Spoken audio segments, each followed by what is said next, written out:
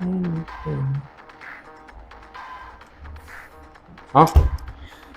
എനിക്കൊരു സ്വസ്ഥയില്ല, സമാധാനമില്ല. നീയൊക്കെ കൂടിയല്ല കല്യാണം നടത്തിയത്. എന്തോ പറ്റിയപ്പോ? ആ പരട്ടത്തള്ള ഞാൻ വിചാരിച്ചു കുപ്പിന്ന് വന്നില്ല പൂതുവാന്ന വിചാരം. നിനക്കറിയാവോ, രാവിലെ 6 മണിക്ക് എണീക്കണം, വിറക് വെട്ടണം, വെള്ളം കോരണം, തുണി കഴുകണം, അവിടെ തുണി കഴുകണം, ആ പരട്ട തലയുടെ തുണി കഴുകണം. നിനക്കറിയാവോ, അത് ഫുഡ് ഉണ്ടാക്കണം, എല്ലാം കഴിഞ്ഞാൽ വിളമ്പി കൊടുക്കണം. എന്ത് ചെയ്യാനാ? പരട്ട തലണെങ്കിൽ 6 മാസം കടത്തുമായിരുന്നെങ്കിൽ.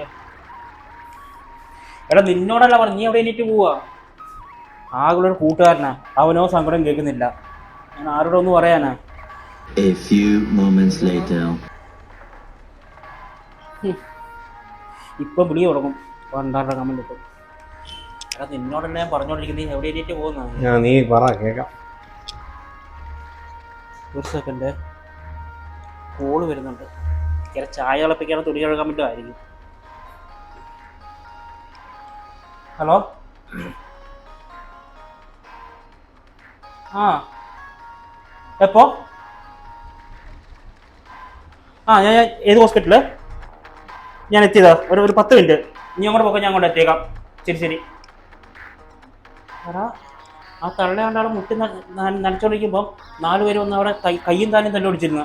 പിള്ളേർ ഇത്ര പെട്ടെന്ന് പണി പറ്റിച്ചു? നീ ആയിരുന്നോ? എടാ ഞാൻ നിന്നോട് വന്നൊരു കാര്യം പറഞ്ഞതല്ലേ ഉള്ളൂ. നിനക്കൊരു വിഷമം വന്ന ഞാൻ എപ്പോഴും കൂടെ ഉണ്ടാവും. 40,000 രൂപയുടെ കൊട്ടേഷനാണ്, അത് ഞാൻ സെറ്റിൽ ചെയ്തോളാം. നീ അവരെ കൊണ്ട് ഹോസ്പിറ്റലിൽ പോകാൻ നോക്കും. ഇനി ആ തള്ളേനെ ഞാൻ നോക്കണ്ടേ? നീ 6 മാസം കിടത്താനുള്ള വകുപ്പ് ഞാൻ ചെയ്തിട്ടുണ്ട്. ചെല്ല്.